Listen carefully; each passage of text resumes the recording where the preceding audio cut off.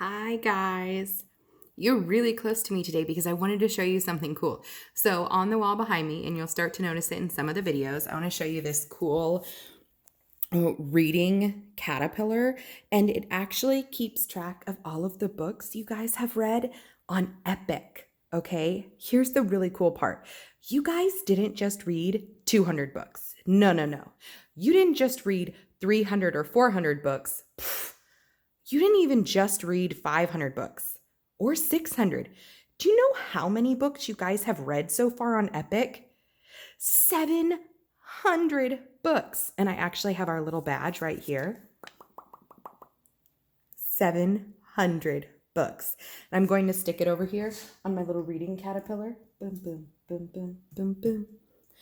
That is so cool, you guys. And I think I kind of want to make a goal with you guys. I'm thinking what I want to do is maybe we'll make a goal that if you guys get to 800 books, maybe we'll do something silly like I'll dye my hair purple. What do you think? If you reach 800 books on Epic, Mrs. Heffa has to dye her hair purple. That's just another 100 books. I mean, some of you read a lot. Adric, Haley, Chase, I've seen you guys on there. You guys are reading a lot. I think maybe we could make it. I think so. A little bit of teamwork makes the dream work. And then I could have some fun purple hair. What do you think? I think it's fun. Okay, ready? Frindle, you have a challenge now, by the way. I'm excited. Chapter 10, Freedom of the Press. Judy Morgan was a reporter for the Westfield Gazette, the local newspaper. Westfield was a quiet little town. There was the occasional burglary. The teenagers got rowdy once in a while, and there was some shouting at the town council or the planning board now and then. But mostly things were calm and orderly in Westfield, and every Thursday the Westfield Gazette proved it. Ted Bell sold advertisements for the paper, and he had a daughter in 4th grade at Lincoln Elementary.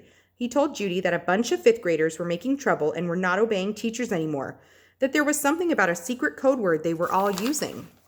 And half the students had been kept after school one day last week, including his own little girl.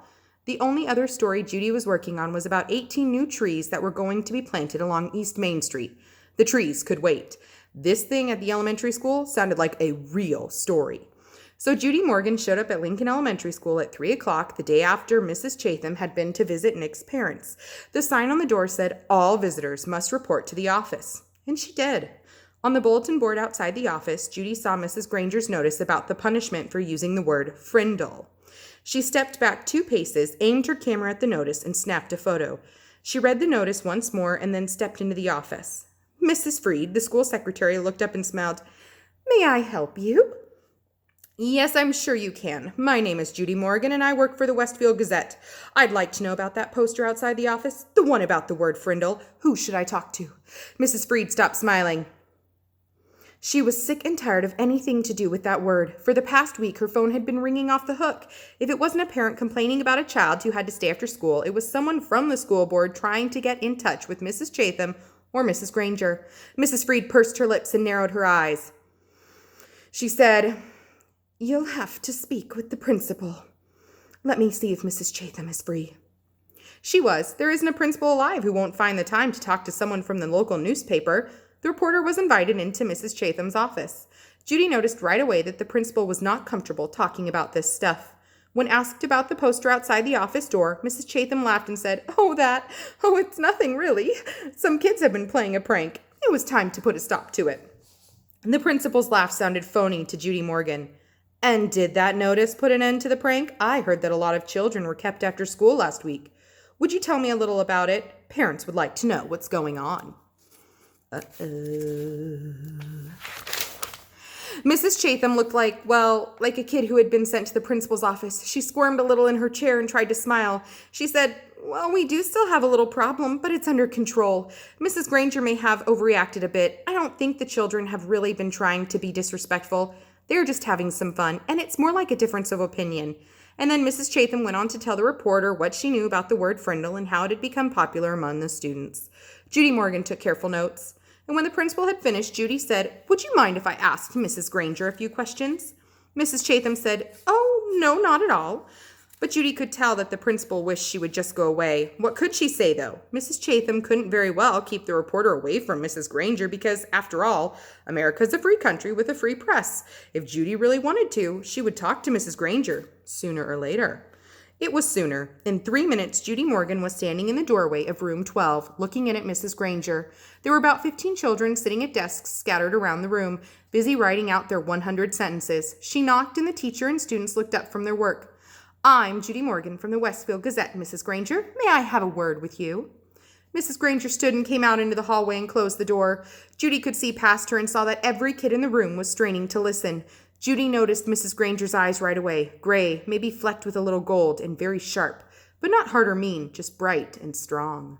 The reporter didn't waste words. "So I hear that you plan to stop the students from using their new word. How goes the battle?" Mrs. Granger did not smile, and her eyes got even brighter.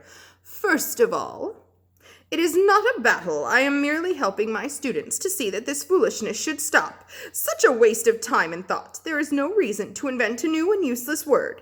They should each learn to use the words we already have. But of course, all of this is just a silly fad, and when you add E to fad, you get fade. And I predict that this fad will fade." Judy looked up from her notepad and asked, "Any idea how it all got started?" Mrs. Granger's eyes seemed to almost catch on fire at that question, and she said, "Yes, I have a very good idea how it all got started. It was one young man's idea, a 5th grade student named Nicholas Allen. And now you will have to excuse me, Miss Morgan, for I have papers I must grade." And with a brief, firm handshake, Mrs. Granger ended the interview. The reporter didn't leave right away. She walked back through the hallway and sat on a bench outside the office so she could look over her notes to make sure they made sense.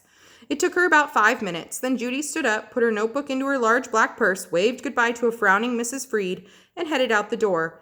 As she walked to the parking lot, 5 or 6 kids who had just finished writing their sentences for Mrs. Granger came out another door. Judy walked beside them, listening to them laugh and joke. Then she asked them, "Why do you kids keep saying Frindle? Don't you hate staying after school?" A boy who was almost falling over from the weight of his backpack looked up at her and smiled. "It's not so bad. There's always a bunch of my friends there. I've written that sentence 600 times now." And then the kids said Mrs. Granger didn't even look at their punishment papers anymore. They were sure because where you were supposed to write, "I am writing this punishment with a pen," everyone was writing the word Frindle every 4th or 5th sentence. And Mrs. Granger hadn't said anything. One girl bragged that she had written the word Frindle 45 times on her sheets today. She grinned and said, "That's a new record." "And this boy named Nick," Judy asked, "has he had to stay after school too?" The kids giggled, and a tall boy with reddish-brown hair and glasses said, "Mrs. Granger has kept Nick after school so much that everyone thinks she wants to adopt him." The reporter smiled and said, "Do you think I could find Nick and talk to him this afternoon?"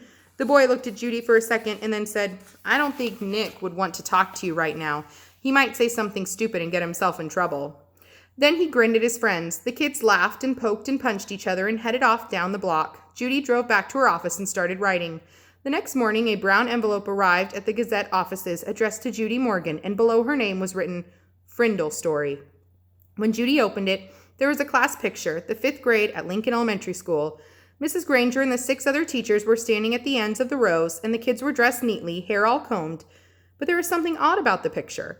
The reporter looked closely and saw that each kid was holding up a pen, and each little mouth was puckered in the same way. She was puzzled for a second, and then she said softly, "Of course, they're all saying Frindle." Written on the back of the picture in neat cursive was 3rd row, 5th from left. Judy looked to the picture, and there she saw the same grinning red-haired boy with glasses that she had talked to in the school parking lot yesterday. She chuckled and said, well, well, well, pleased to meet you, Mr. Nicholas Allen." And that's the end of chapter 10. I know it was a little long, but it's worth it. It's getting good. All right, guys, I will see you for a nice short chapter on Wednesday. Don't forget to do your extra 20 minutes of reading today, maybe on Epic. So I have to dye my hair purple.